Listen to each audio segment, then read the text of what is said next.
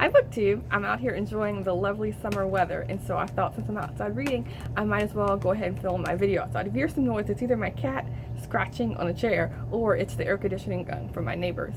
So yeah, let's get into the books. The first one is one I picked up for the romance book bingo. This is Dorothea Benton Frank's The Queen Bee, with a really pretty beachy cover. This is the 12th book in her Low Country Tales series, but you don't have to read them in order. I haven't. I just picked them up randomly, whatever they catch my interest. And this is about Holly, who's 30 years old, and she's kind of like, her life is kind of like in limbo. She got her education in education, actually. She's a teacher, but she doesn't have a job yet because she's holding out to get a job in her local area. And so, but on the side, to keep her busy, she is working with bees, busy bees. But it's kind of like a magical realism story of sorts, because she complains, because she has her eye out for this neighbor, but he gets entangled with a woman who she does not like, and so she complains to her bees about this woman, and so the bees take it on themselves to act out kind of like her whims that she's holding back from. And so what they do, it's called bearding, which I've never heard of, but I guess I don't know that much about bees, but and they're honeybees. They're not like they're like Maine bees, but so yeah.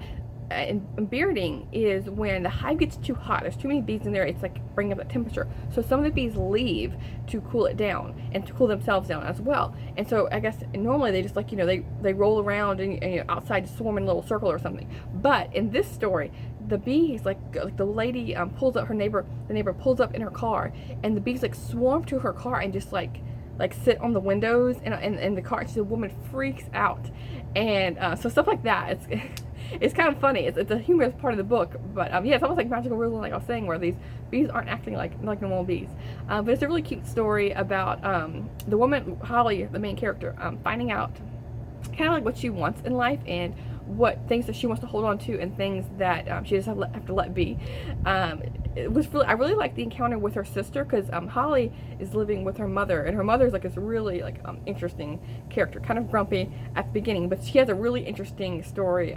Her resolution is a very funny adventure to Las Vegas. But anyway, Holly is staying with her mom to take care of her, but the sister has been gone for quite a long time. They're kind of like opposites. And so the sister comes to town, and she is like the party girl. She likes to drink and go out and be out with friends. While Holly, the main character in the story, she's like the homebody, wants to take care of people. And so I really like the interaction between the two sisters. And yeah, I liked a lot of Dorothea Benton Frank's stories. And if you want a nice summer beachy read that has some humor in it, but a good love story at the same time, then yeah, this was a good one. And see, the next one was a comic book or a graphic novel. It's The Prince and the Dressmaker by Jen Wang. Here's the cover for that one. And it has like this woman with a pretty dress in the background. And in this one, it's following the prince, who he wants to be a prince, but he also really likes dresses and dressing up. And so he hires this woman. Is that her name?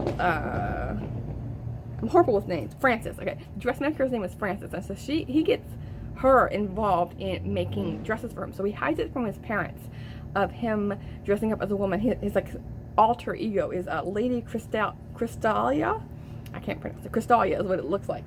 And so it's really fun looking at the costumes. The artwork was really good because it was really colorful, and it was a really sweet story of, like, you know, finding who they want to be despite what your parents, you know, assume you are, or because, like, with like royalty, like, you know, how you're born into this lifestyle, and it's not always what they would choose. Let's see, the next one is The Bookwoman of Troublesome Creek by Kim Michelle Richardson. And here's the cover of that one. And it has this blue streak across it, because that's very important in the story, because it's about these this like people who were in France. They came to Kentucky with this like really rare gene, where actually makes their skin blue. It even mentions in this character's story how when she like blushes, her skin turns to like a blueberry color, which was really interesting. And so in Kentucky, this isn't happening in 1936.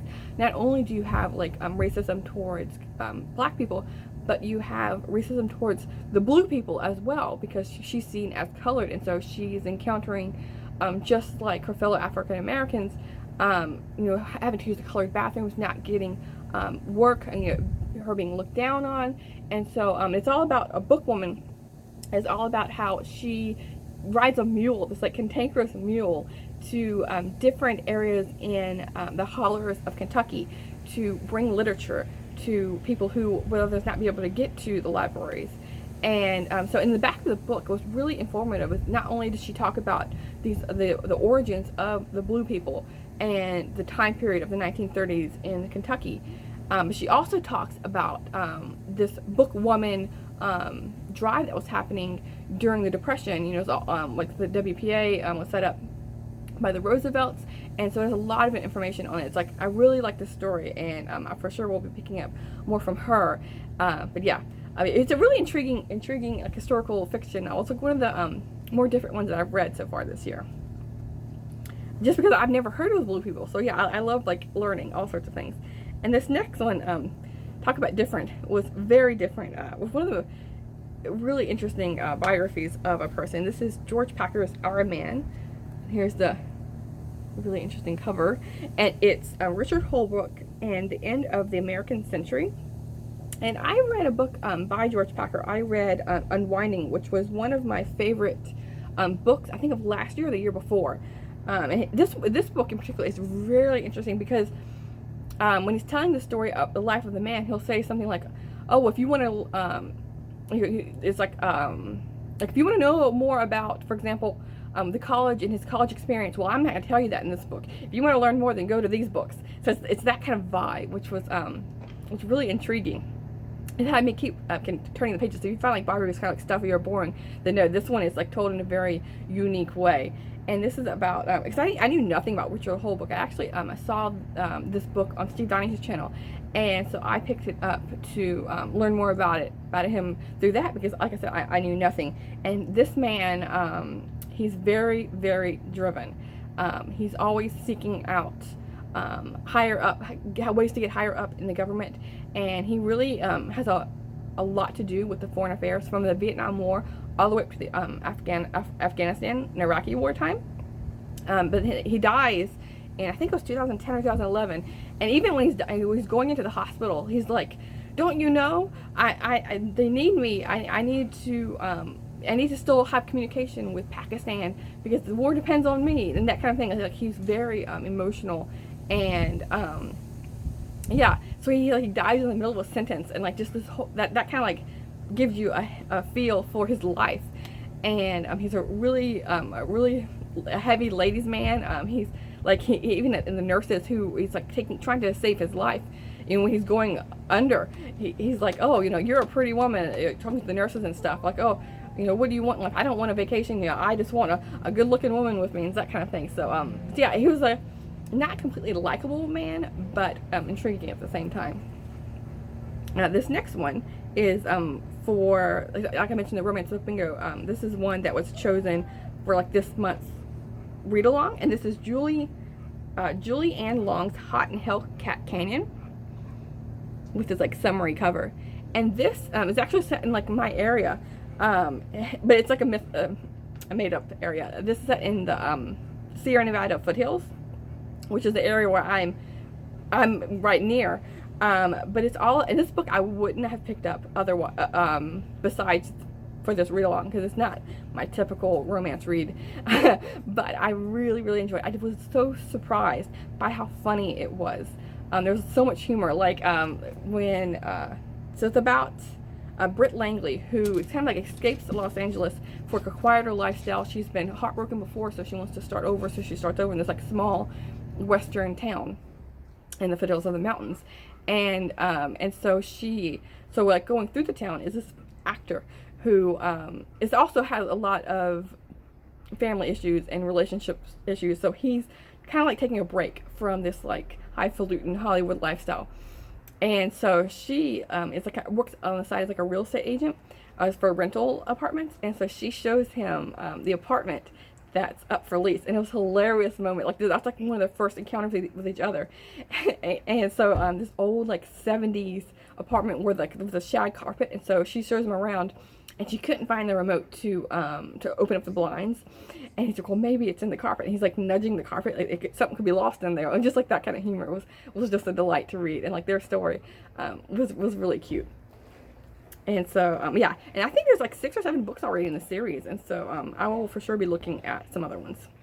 And then this last one is a really funny title. It's Soldier, Sailor, Frogman, Spy, Airman, Gangster, Kill or Die. And this is by Giles Milton. And here's that cover. And this is all about, this is how the Allies won on D-Day. And I wanted to pick up a book on D-Day because like this is the 75th anniversary. And so I chose this one.